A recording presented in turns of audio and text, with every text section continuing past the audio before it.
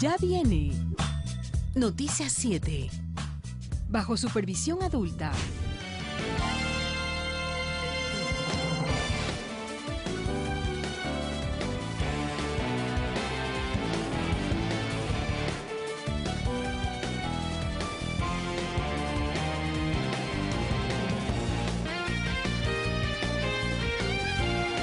¿Qué tal, amigos? Muy buenas noches, bienvenidos a Noticias 7. Nuevas agrupaciones sociales expresaron su apoyo a la candidatura del binomio de Alianza País, Moreno Glass. Les tenemos los detalles enseguida.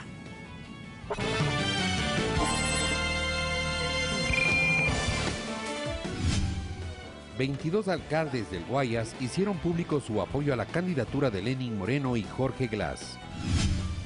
El Ministerio de Defensa y el CNE rechazaron los rumores de supuestas irregularidades en la cadena de custodia de votos del 19 de febrero.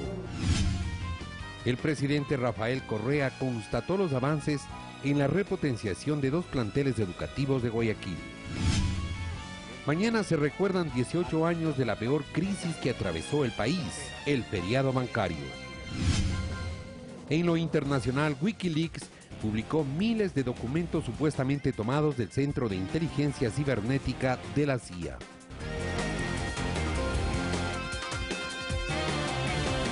Para el Consejo Nacional Electoral, las Fuerzas Armadas encargadas de la cadena de custodia del material electoral en el proceso de elecciones cumplieron a cabalidad. Conozcamos cuáles fueron los pasos seguidos. El acompañamiento de las Fuerzas Armadas en el proceso de elecciones no solo fue el día de las votaciones, sino en varias etapas. Así, por ejemplo, las papeletas y los documentos electorales se imprimieron en el Instituto Geográfico Militar, IGM, bajo la custodia del personal de las Fuerzas Armadas. El transporte de este material desde el IGM a la empresa integradora Mongar, que tuvo su sede en Semexpo, contó con la custodia permanente del personal militar. El traslado de los materiales desde Semexpo, ubicado en el norte de Quito, hacia las bodegas electorales en las 24 provincias fue supervisado y custodiado de igual forma por las Fuerzas Armadas. Finalizada esta etapa, se procedió, según el cronograma indicado, a trasladar los paquetes electorales desde las bodegas provinciales a cada uno de los recintos. Los militares también estuvieron encargados de este proceso. Durante el día de las votaciones, el material electoral contó con la protección del personal militar asignado a cada junta receptora del voto. Una vez finalizada la jornada, Fuerzas Armadas trasladó todo el material a las bodegas electorales, bodegas que también estuvieron bajo la custodia militar. Según el CNE, hasta la proclamación de resultados, el material electoral en su totalidad es custodiado por los militares. En el caso que se realice un reconteo, las Fuerzas Armadas es la entidad responsable de custodiar el paquete electoral. Rodrigo Galvez, Ecuador TV. Y el Consejo Nacional Electoral, así como el Ministerio de Defensa, rechazaron los rumores impulsados por el excomandante del Ejército, Luis Castro, sobre una supuesta irregularidad en la cadena de custodia de los votos en la primera vuelta. Analistas del tema asumen como un rol político los criterios del general cesado. En estos términos, el CNE rechazó las acusaciones del excomandante de la Fuerza Terrestre, general Luis Castro. El general Castro está desinformado, al menos de unas declaraciones confusas, sobre algo que no es real. Una vez que por decreto presidencial se cesó en funciones a los comandantes de la cúpula militar, estos realizaron comentarios sobre la cadena de custodia que cumplió las Fuerzas Armadas. Pero no estamos adentro de la custodia, y eso exhorto al pueblo a estar atentos. Obviamente la justicia sabrá promulgar si hubo o no hubo fraude. Al respecto, el CNE aclaró el tema en el marco del convenio interinstitucional que se suscribió con el Ministerio de Defensa.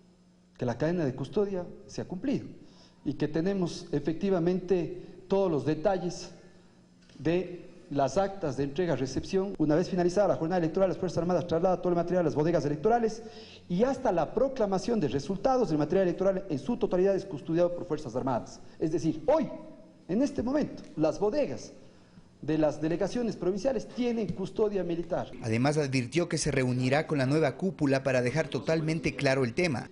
Que no sea el ex general Castro el que señale eso, sino que sean los militares y los generales que han estado a cargo de la administración del convenio. Vamos a preparar la documentación con las actas de entrega-recepción con la documentación fotográfica de que se ha cumplido este proceso. Un punto en el que cabe lo que dijo el ministro coordinador de Seguridad días atrás al respecto de por qué no se denunció estas supuestas irregularidades. Nunca se violó, no hay ninguna denuncia por parte de ningún movimiento político en ese sentido. Comentarios que violentan lo que dice la Constitución sobre las fuerzas del orden. Y la función de ellos está clara, no son agentes políticos. Castro habla de un Consejo de Generales que derivó en un comunicado que realizó un análisis de la coyuntura social y política. El Consejo de Generales se reúne vía telefónica o vía internet para tomar las decisiones. Frente a esto, el Ministerio de Defensa emitió un comunicado donde se explica cómo funcionan este tipo de consejos.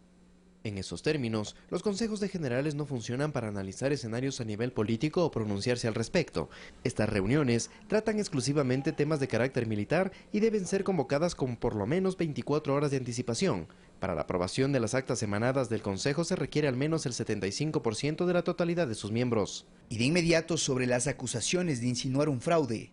En relación a la custodia del material en el proceso electoral, las Fuerzas Armadas cumplieron a cabalidad su trabajo, y así informó el señor Teniente General César Merizalde, jefe del Comando Conjunto al señor Ministro Ricardo Patiño Arroca, mediante documento remitido luego del proceso electoral. Al respecto, el investigador de IAEN del Centro de Defensa y Seguridad, Daniel Pontón, explica que este es el canal regular al cual hay que remitirse. Aparte a la documentación oficial y no simplemente al rumor de un oficial que ciertamente se muestra molesto, desencantado. Y que la estrategia de los generales cesados se une a las piezas que maneja la oposición en tiempos de elecciones. Salir al otro día a dar declaraciones me parece que demuestra claramente un juego político, ¿no?, que está detrás de ellos. En este contexto es la ciudadanía la que debe analizar a los nuevos actores políticos que contradicen el juego democrático mediante un intento de desprestigiar la institucionalidad. César García, Ecuador TV.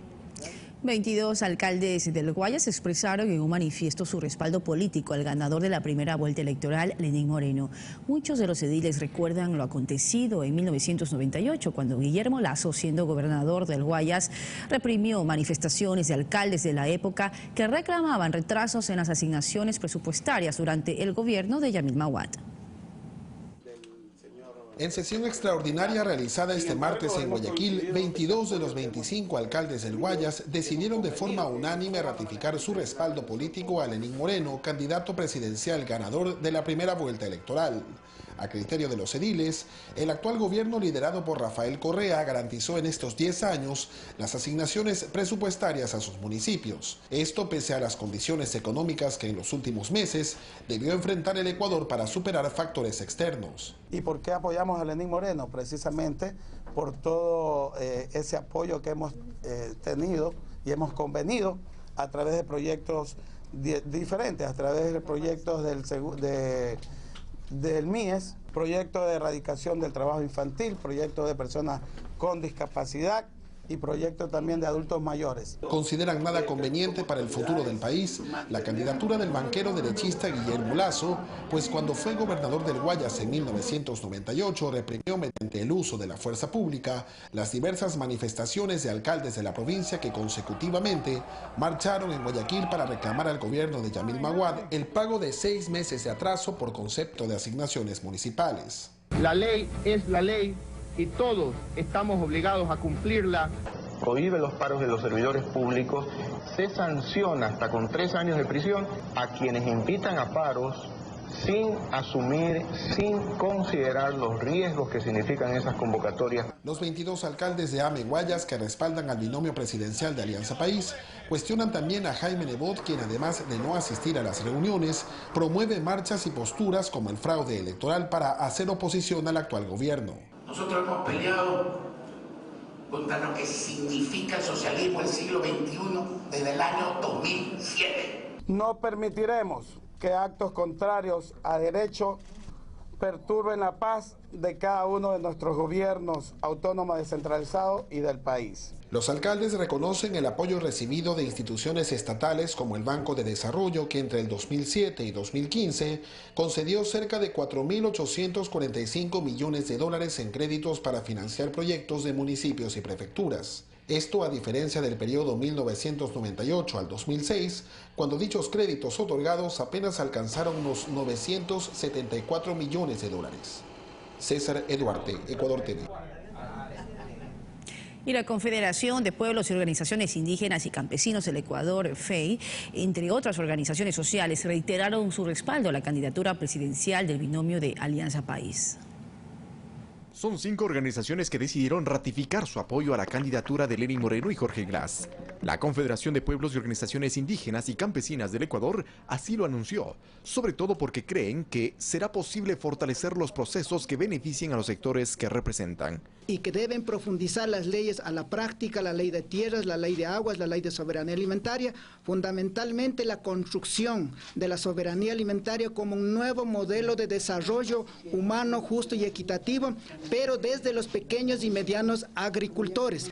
Y porque además consideran que el compromiso de fomentar la agricultura familiar, la agroecología, entre otros aspectos, que permitan desarrollar una matriz productiva agraria, están más allá de una candidatura. La organización indígena no nace para defender posiciones individuales, personales, grupales, sino efectivamente es el movimiento indígena como la FEI nace para defender los grandes intereses del movimiento indígena, del movimiento campesino y de los sectores más excluidos en este país. Sin embargo, sostienen que la candidatura de Creo, con Guillermo Lasso y Andrés Páez, se muestra contraria a sus aspiraciones. Exigimos nosotros que el binomio de Lasso y Páez digan la verdad, que no nos hablen de zona franca, que nos digan privatización, porque eso es lo que están proponiendo para la salud. Advierten que serán críticos, como aseguran lo han sido con este gobierno, pero coherentes con los procesos que permitan consolidar sobre todo los temas de carácter agrario. Lenin, la fe está contigo. Eduardo Córdoba, Ecuador TV. Contigo. Y el Consejo Nacional para la Igualdad Intergeneracional alertó al máximo organismo electoral sobre la utilización de menores de edad en actos proselitistas y violentos cometidos por el movimiento Creo. Esto en base a una fotografía en la que participó el candidato a la vicepresidencia Andrés Páez. Esta imagen continúa generando cuestionamientos por la utilización de un menor de edad en actos proselitistas. El hecho contó con la participación del candidato a la vicepresidencia Andrés Páez, lo que motivó al Consejo Nacional para la Igualdad Intergeneracional a enviar un comunicado al máximo organismo electoral, indicando que esto vulnera la Constitución y el Código de la Niñez. Al poner a un niño, una niña, un adolescente en una situación donde hay que posicionarse políticamente, esto puede también poner en vulneración al niño. Sobre este tema quisimos preguntarle al candidato Andrés Páez, sin embargo esta fue su respuesta. Para responder a los medios públicos, usted hágame llegar sus inquietudes por correo electrónico, yo le responderé por correo electrónico. Así también desde el CNE rechaza esta práctica que a criterio de la consejera Ana Marcela Paredes es totalmente irresponsable. La gente que estaba a las afueras del Consejo estaba en una actitud bastante beligerante. Si sabemos que está en esas condiciones, pues es también responsabilidad de los padres, de los tutores, de los menores de edad, el que no participen de un tipo de estas protestas. Además, este martes Andrés Páez en rueda de prensa dio declaraciones en torno a una presunta participación del medio público, el Telégrafo, en la impresión de papeletas electorales. Preguntarle de manera pública al general Castro si es que él conoce si se imprimieron o no papeletas en la imprenta del diario El Telégrafo. Que no se ha impreso todo el material en el IGM, es absolutamente falso. Y precisamente nos hemos comunicado con el coronel Aragón, director del Instituto Geográfico Militar, en las próximas horas o no sé, los próximos días, dará también una rueda de prensa al respecto. El presidente del CNE, Juan Pablo Pozo, además cuestionó que organizaciones políticas insten a la ciudadanía a salir a las calles aduciendo un posible fraude. A veces no sabemos el nivel de violencia que se puede generar, no solo de los candidatos, de los propios medios de comunicación. Olga Velasco, Ecuador TV.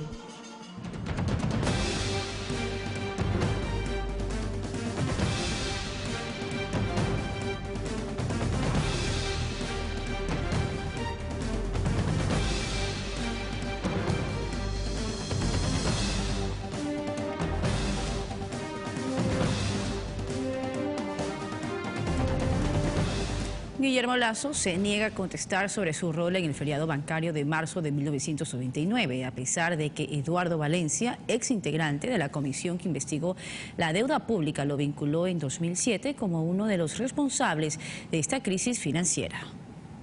Pese a los reiterados intentos del ex superministro de Economía del gobierno de Yamil Maguad y actual candidato presidencial Guillermo Lasso de tomar distancia con lo ocurrido en 1999 y la decisión de decretar un feriado bancario y el posterior congelamiento de depósitos, declaraciones del ex integrante de la comisión que auditó la deuda pública, Eduardo Valencia, dicen todo lo contrario. En una entrevista concedida por Valencia en abril de 2007 a la revista Vistazo, aseguró que en el salvataje bancario sí hubo peculado y relaciona a Guillermo Lasso, dueño del Banco de Guayaquil, como uno de los implicados en la decisión tomada por Maguad.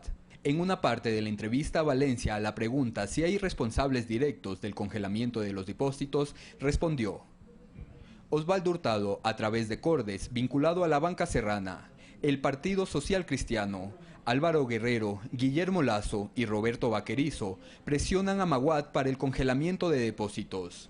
Para Eduardo Valencia en 2007 era difícil precisar la cantidad que significó el congelamiento, pero aseguraba que fue ilegal y que algunos banqueros se quedaron con el dinero de los depositantes algunos meses, ganando intereses, invirtiéndolo, otorgando préstamos y negociando certificados de depósitos reprogramados. En otra publicación de la fecha, esta vez del diario Hoy, se señala a Guillermo Lasso como un cercano asesor del expresidente Yamil Maguad y con quien éste consulta las principales decisiones en materia bancaria, financiera e incluso políticas. El feriado bancario fue decretado por Yamil Maguad el 8 de marzo de 1999 y según la publicación del diario Hoy, durante los duros días de marzo, Lasso permaneció más tiempo en Quito junto al presidente que en Guayaquil. Ecuador TV en reiteradas ocasiones ha intentado consultarle al candidato a la presidencia por la alianza Creo Suma, Guillermo Lasso, sobre estas vinculaciones con el feriado bancario y esta ha sido su respuesta.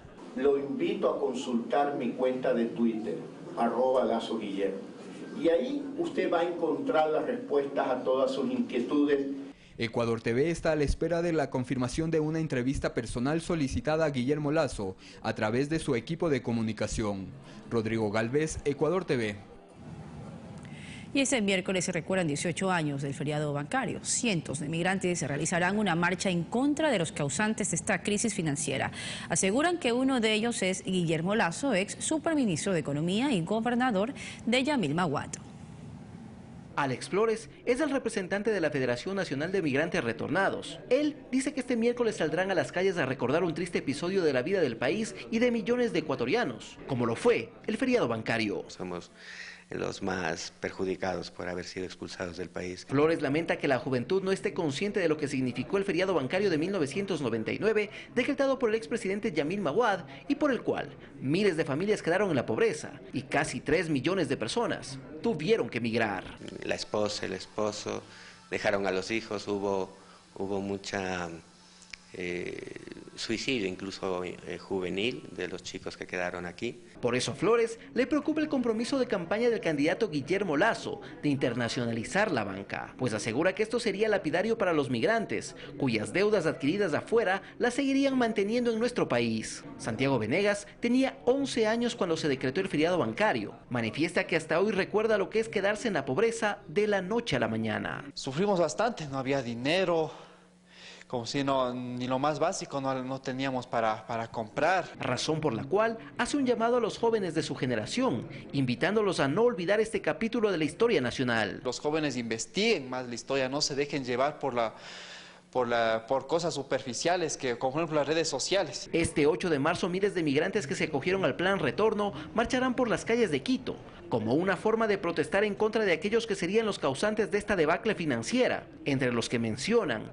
a Guillermo Lasso, propietario del Banco de Guayaquil, actual presidenciable. Alex Llanos, Ecuador TV.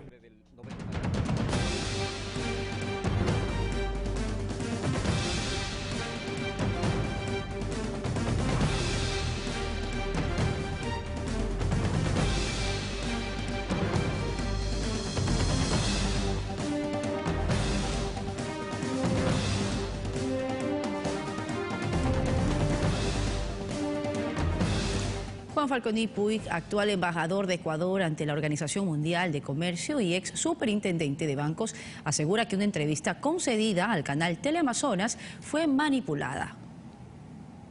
El ex superintendente de bancos Juan Falconi Puig es quien rechazó las declaraciones que lo involucran en el feriado bancario señaló que el candidato a la presidencia, Guillermo Lasso, no participó en el feriado bancario ni en el congelamiento de fondos de la banca cerrada.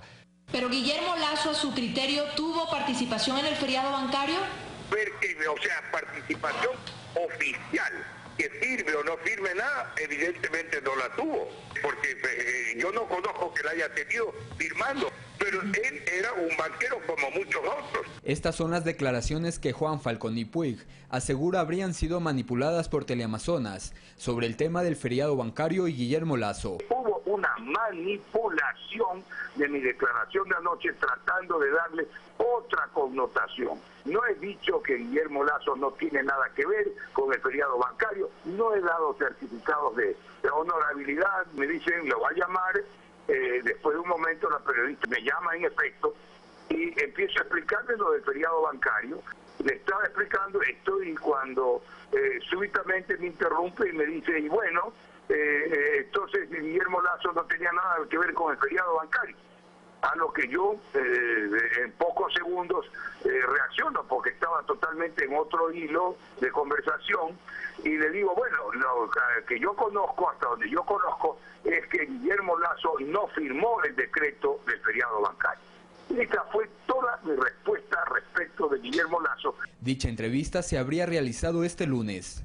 Le ponen un titular ahí en Teleamazonas relacionado con Guillermo Lasso, no tenía por qué tener ningún titular. Juan Falcón y Puig, ex superintendente de bancos y actual embajador de Ecuador ante la Organización Mundial del Trabajo, OMC, dice que las declaraciones las dio sobre el contexto de una denuncia en su contra. Y veo un Twitter de un periodista de Teleamazonas que había retuiteado un Twitter de Henry Llanes, y lo que se entiende cuando se retuitea es que lo hace propio, en el que decía que yo era el responsable del feriado bancario.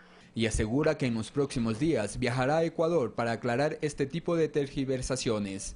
Rodrigo Galvez, Ecuador TV.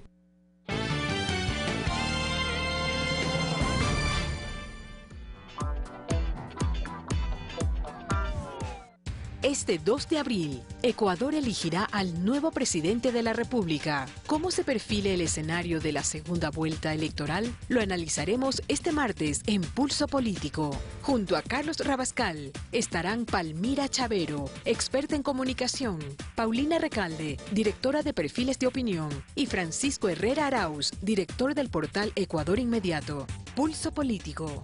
Hoy, 22 horas.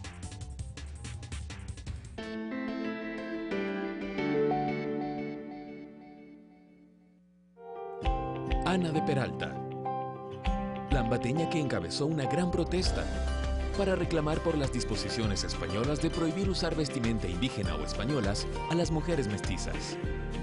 Mujer tenía que ser. Amigas y amigos, ustedes van a estar aquí, en la Plaza de Radio Pública de Ecuador, para hacer escuchar sus voces. Porque la democracia se vive desde la libertad de pensar, opinar, criticar, analizar, expresarse. Y estaremos junto a ustedes con los temas de debate más actuales y de interés ciudadano. Les esperamos. Voces de la Plaza, de lunes a viernes a las 17 horas, por Radio Pública de Ecuador.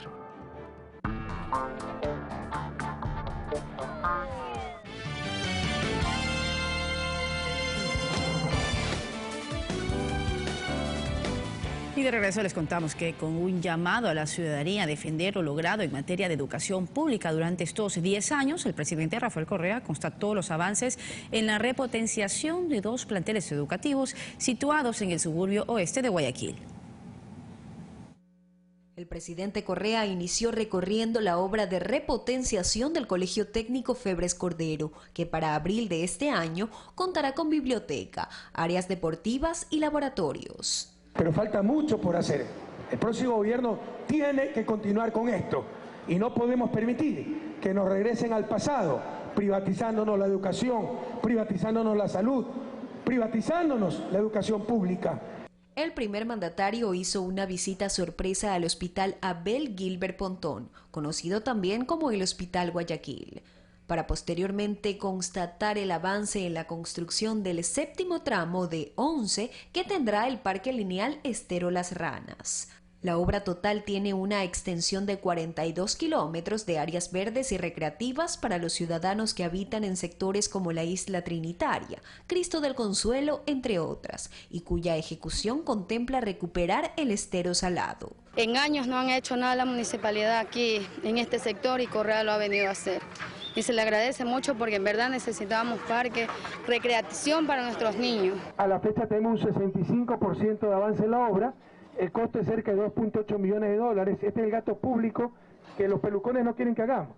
Claro, solo el gasto público es bueno para sus salvatajes bancarios, para sus sucretizaciones, pero no para los pobres. Eso a otros con esos cuentos, compañeros. Seguiremos invirtiendo, sobre todo para los más pobres. Cerca de ese lugar se levanta la unidad educativa del Milenio Francisco de Orellana, donde destacó los avances logrados en los últimos 10 años en materia de educación. Antes se tenía que pagar una contribución voluntaria, entre comillas, pero la madre de familia tenía que escoger qué hijo mandar a la escuela, porque le cobraban $25 por hijo. Y si tenía 3 hijos no tenía los $75.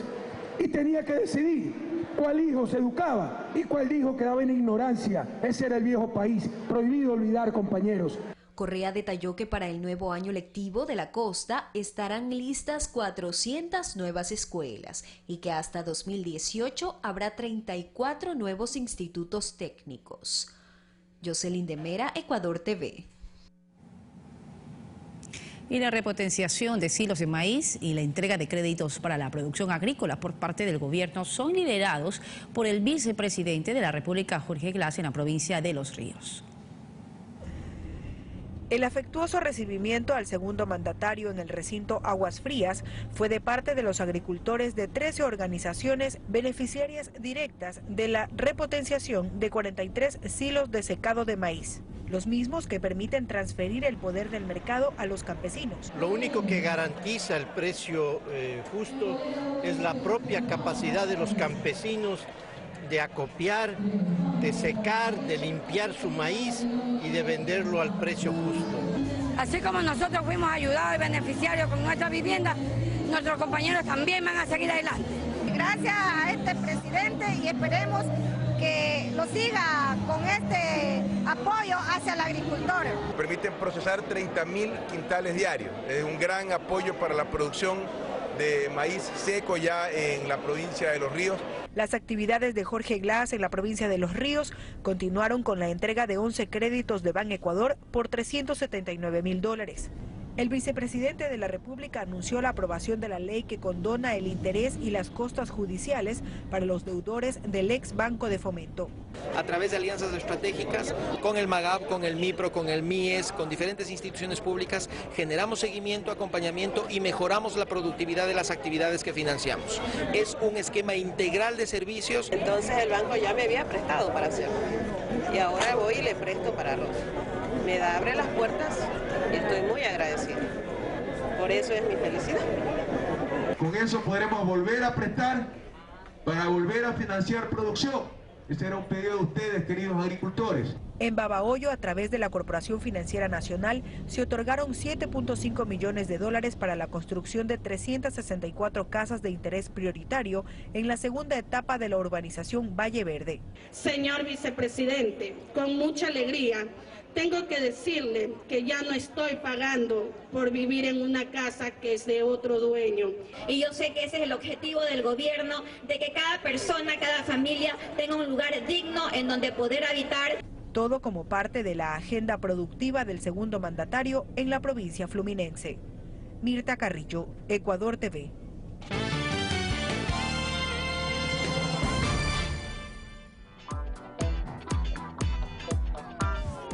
El mundo me conoce como el encantador de perros. Pongan las patas traseras. Buen chico, Kiko.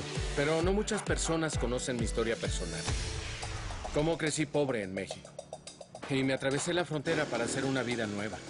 Me volví famoso alrededor del mundo. Pero incluso el éxito tiene su precio. Nat Geo te trae. Estaba a punto de darme por vencido en todo. Mi vida. La historia real de César Milán. Hoy, 20 horas. Año terrible, 1999.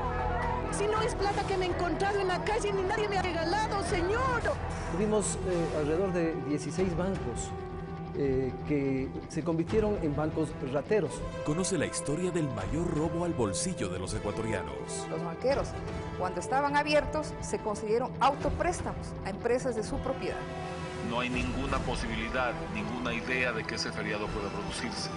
El feriado bancario, miércoles a las 20 horas.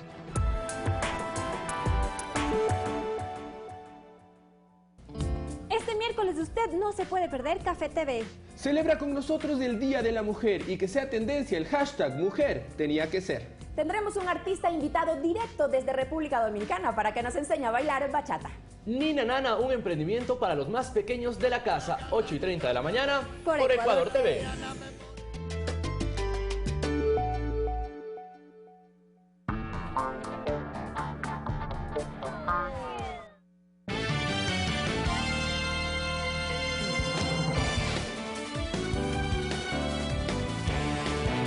De regreso les contamos que un bus interprovincial cayó al abismo en el sector de Guayabamba esta tarde. El llamado de auxilio fue recibido por el Sistema Integrado de Seguridad ECU 911. De acuerdo a un reporte preliminar de la Policía Nacional, existen varias personas heridas. Al momento, en el lugar del accidente se encuentran miembros del Cuerpo de Bomberos de Quito, el Ministerio de Salud Pública, la Cruz Roja de Pichincha y también OPEVIAL para atender la emergencia. En nuestra siguiente emisión informativa les tendremos más detalles sobre esta lamentable noticia.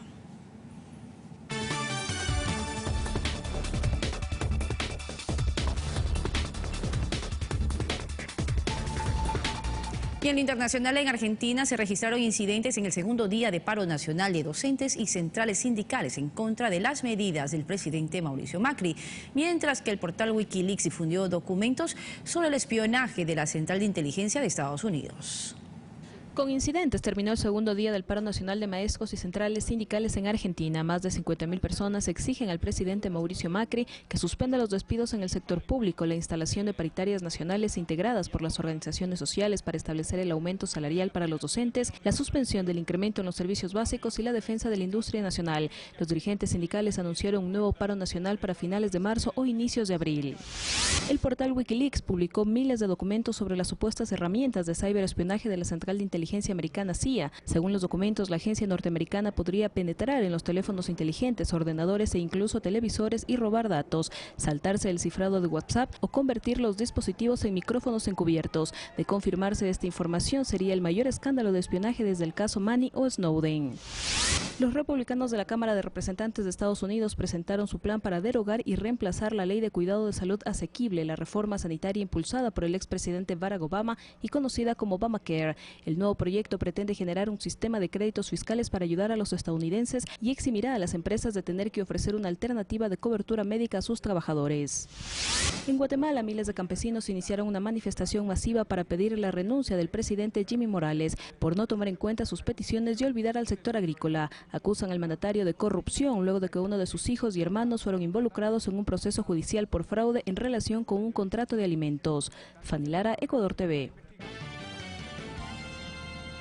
Y bien, aquí finalizamos este informativo. Muchísimas gracias por su compañía. Más noticias 9 de la noche. Pasen bien.